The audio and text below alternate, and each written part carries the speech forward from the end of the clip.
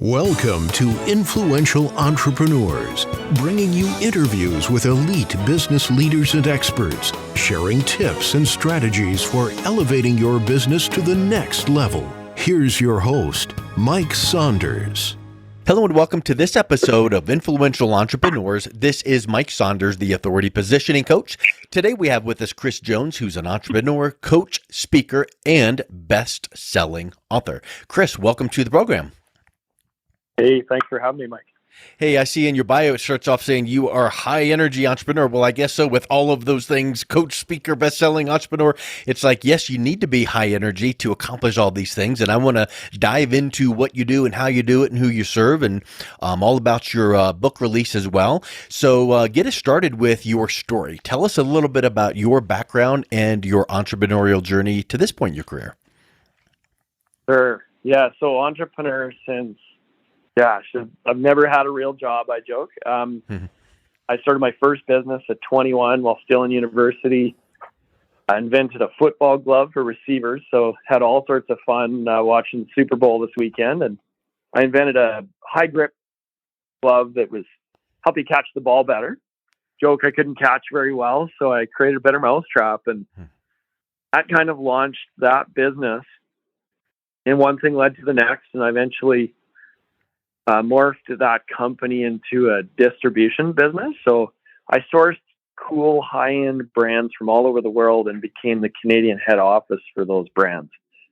So high-end medical-grade compression socks for athletes,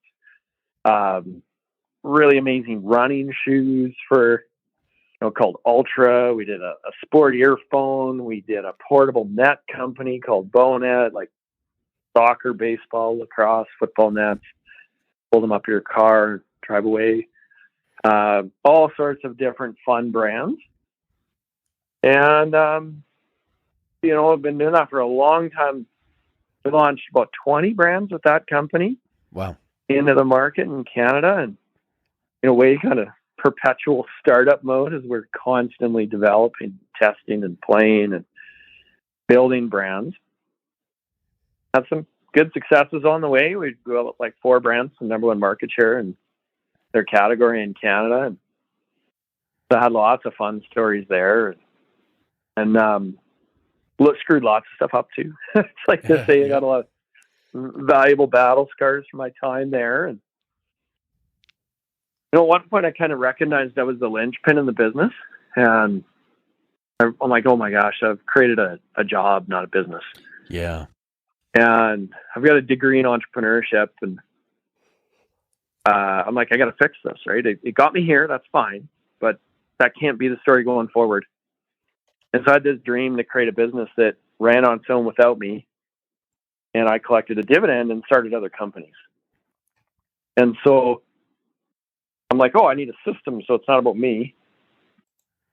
Tried a bunch of systems, read a bunch of books, went to a bunch of seminars, and man, I screwed it up big time.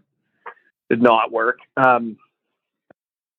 Eventually read this book, Traction by Gino Wickman, and in it he teaches the EOS system, the entrepreneurial operating system. Like, holy smokes, this is really good. This is what I've been looking for. And so we implemented those tools into my business. And I guess it was really clear to me that I wanted 2 very specific things out of the company at that point. I wanted the business to grow it so it could stand on its own 2 feet without me. And secondly, freedom. I wanted to go start other companies. So I'm like, I'm really going to try and achieve that dream of the self-managing, self-running company.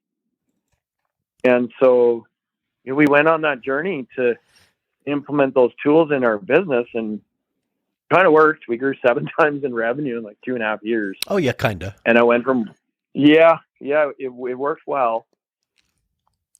And I went from working full-time, being the linchpin, to only working 3 hours a month. So I delegated and fired myself from every active role in the business till I had none, other than a guide advisor to the leadership team running.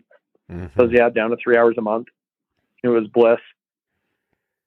So kind of coached from the sideline for 3 years and guided them for 3 years. And then I'm like, I'm going to sell. I'm going to exit the business. And I sold the company, a good sale of the business in 2018, and that was a cool journey. And in the meantime, Yeah. I started up other companies. I started up a practice, a coaching speaker business, author business, and it's just over 8 years now. And helping people implement EOS, I became a coach of those tools. I loved them so much, and wrote my first book last year and do keynotes and workshops and stuff. So that's like the super fast version there. Yeah, that's awesome. And, a couple of the, recurring threads through that introduction that I kept hearing was you made some mistakes, you screwed up, you learned from them. And I think that's kind of what it's all about, to go, you know what? I kept putting one foot in front of the other. I found a solution that worked, EOS, which we want to talk about here in a little bit. But then you started applying it, and keyword applying, implementing, right? Because knowing about something is one thing, but doing something about it is a whole different story. Then you started replacing yourself and guiding your company, going, just keep on keeping on, and that's awesome. So what did you find through that journey was your kind of driving force to help you realize this is knowledge that I'm getting about how to scale and grow? Now I need to implement it. What kept you motivated to doing that? I think for me, it was really defining what success was for me. Yeah. And so success for me was that the business ran as well or better without me than it did with me. And so then I became really crystal clear that I needed to be a really good coach, that I needed to be replaceable in my own business, that I needed to build my teammates, and that it wasn't about me, right? We needed good systems in place. We needed a strong vision that was not just created by me and rammed down their throats. It was created collectively so that when I left, it was about them achieving their vision, not achieving my vision.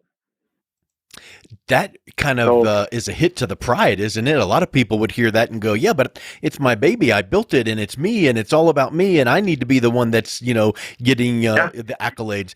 But it really, it takes that swallowing your pride to get to that level.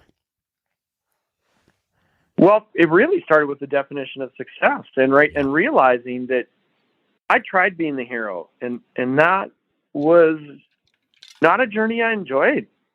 Like, I didn't want to be the go-to for all decisions. Yes. And because then I'd be chained to that business forever. And I'm like, look, the elevated hero is a coach. And so the next level is a coach, and the coach isn't needed every minute of every day. Yeah.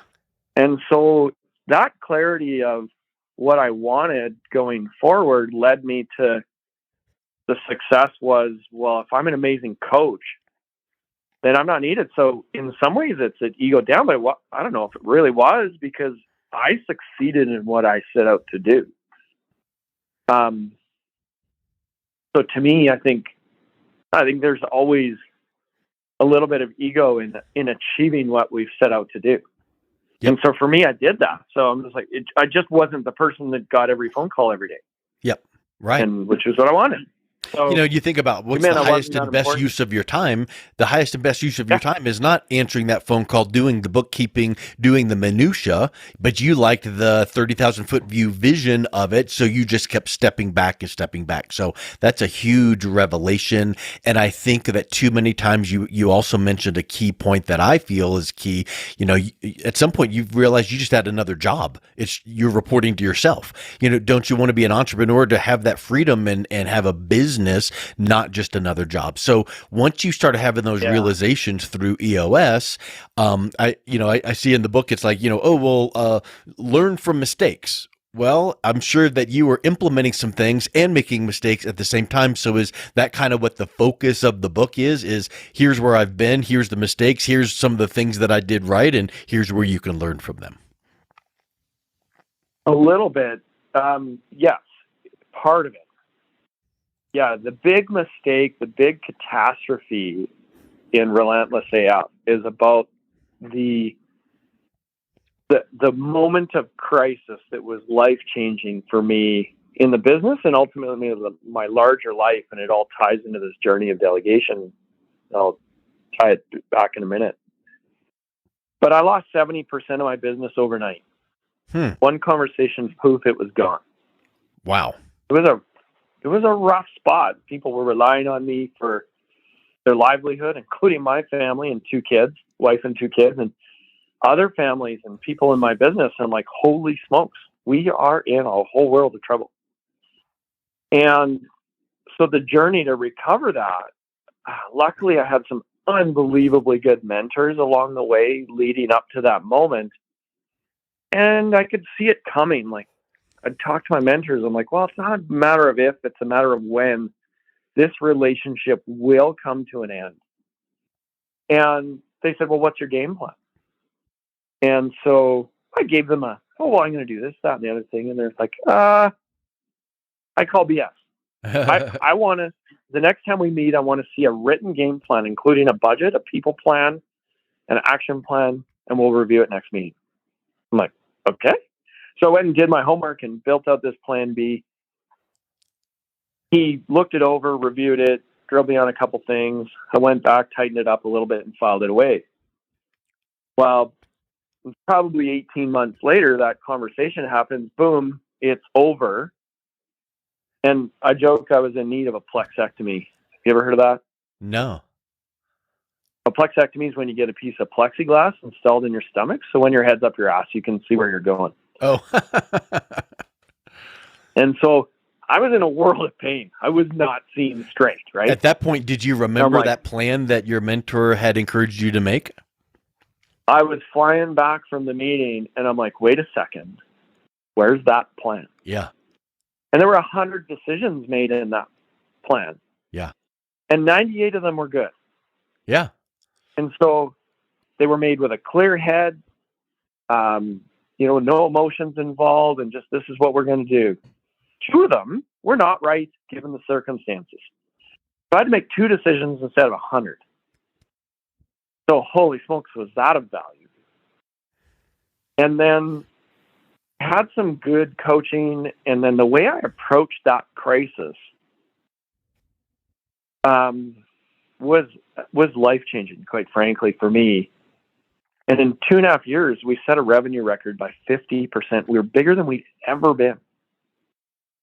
And it was 20 months. No, it was not even 2 years. We were under 20 months, and we broke a revenue record, crushed it. And I was like, holy smokes, that worked really insanely well. And so I had done some journaling at the time, and I went back and I documented the process that I kind of went through to recover from that crisis, because it worked so well. I'm like, I got to write about this. And then as I was finishing up the manuscript, COVID happened. 40% of my business walks out the door again. And I was energized by the whole process. I'm like, there is so much opportunity in crisis. And then I've learned when other people are running and hiding, I'm going to be the guy that stands up and says, it's okay. This is going to be okay. We're going to figure this out. This, as strange as it is, yes, there's people dying. This isn't healthy. But there's a ton of good that's going to come from this. And I was that guy that's like, guys, it's okay. Follow me. I got away. We're going to get through this. There's going to be more positive than negative that comes from this. Let's go.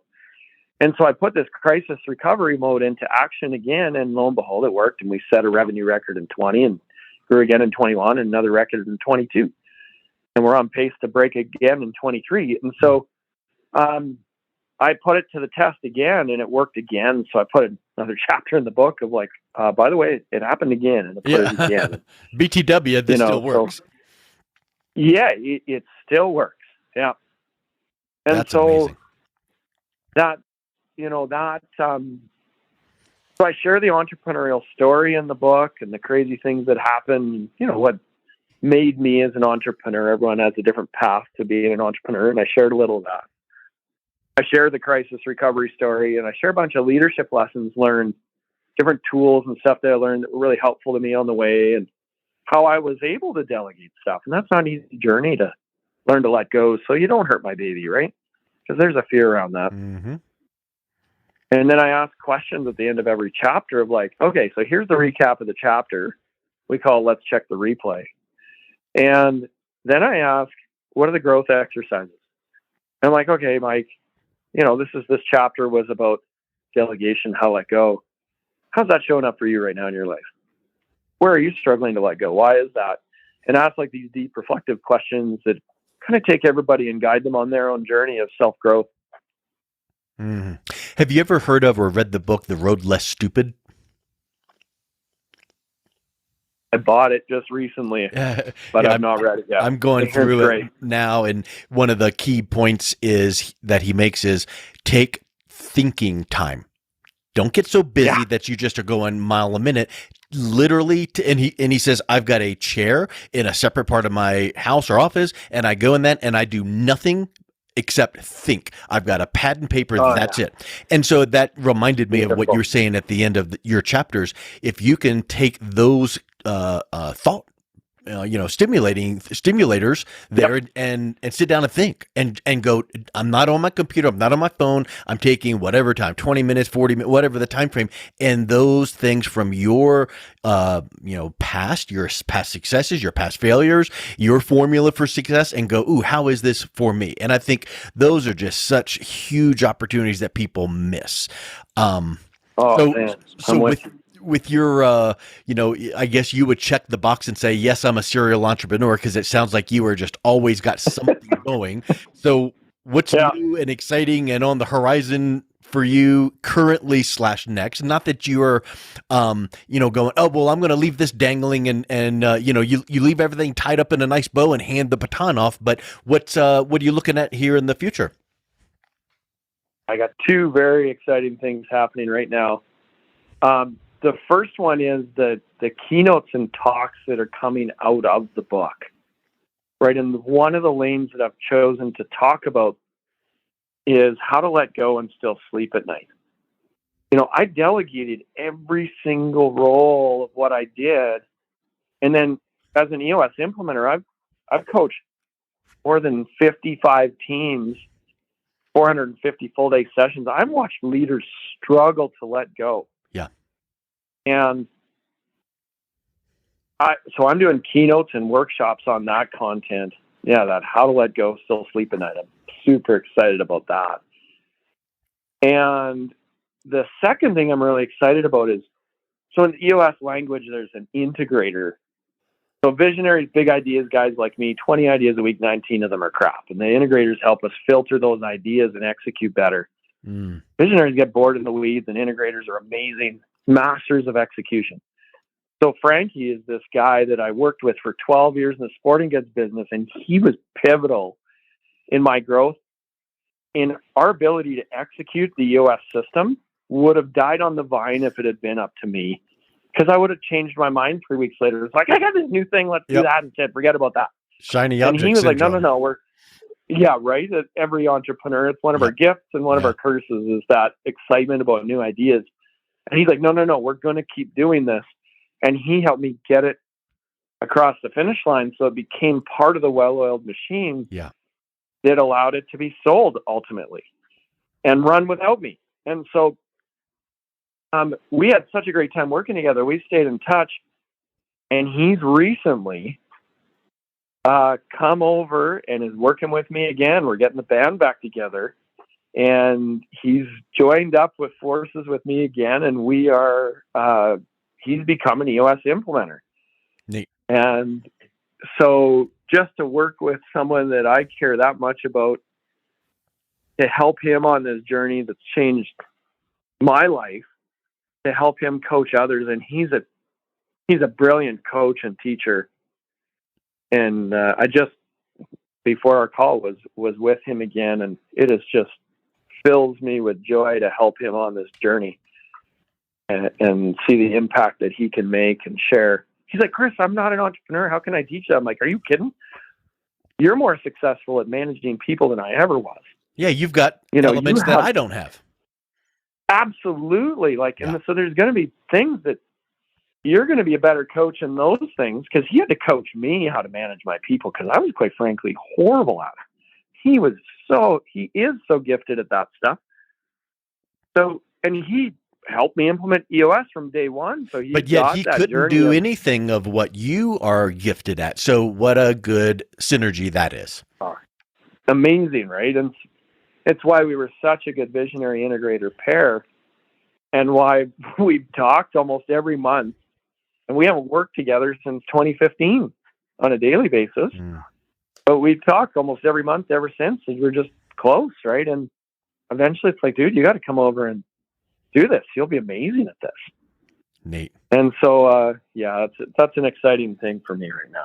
That's awesome. Well, I just loved hearing your journey, your story, and successes, and learning from the failures, because you know the old saying, you probably know this one, Chris, you either win or and people go, lose. Nope. You win or you learn. And so learn. And I think that's what Jalen Hurts said. I don't even know where. I just have heard it over and over again, but it sounds like you have learned and implemented from those little dips in your past. I call it tuition. Yep. Yeah, the School of Hard Knocks tuition. Our tuition we paid. I spent a lot of money on tuition in my lifetime. You know it. Well, and you would like to give a little scholarship grant to people by reading your book and learning from your mistakes, and that can be their tuition to not make the same mistakes and spend as much money or time or effort or angst. So what's the best way that someone can learn more about you, pick up your book, and reach out and connect with you? So my website, relentlesschrisjones.com, is where you can get in touch with me. You can see the link to my book there, The Relentless AF. My first book will be there, of course, also available on Amazon, of course. And you can download the first chapter on our website for free. And then there's also links to my coaching services with the EOS implementation world, and happy to have a conversation one way or the other, how I could participate and help you from a coaching standpoint, or even if you're looking for a great keynote speaker, energetic, been there, done that entrepreneur that's willing to share a few lessons, share the vulnerability, and share a pathway forward to help your team, let go and still sleep well at night. That sounds awesome. Well, Chris, thank you so much for coming on today. It's been a real pleasure talking with you and learning from you. Hey, man, I appreciate you having me on.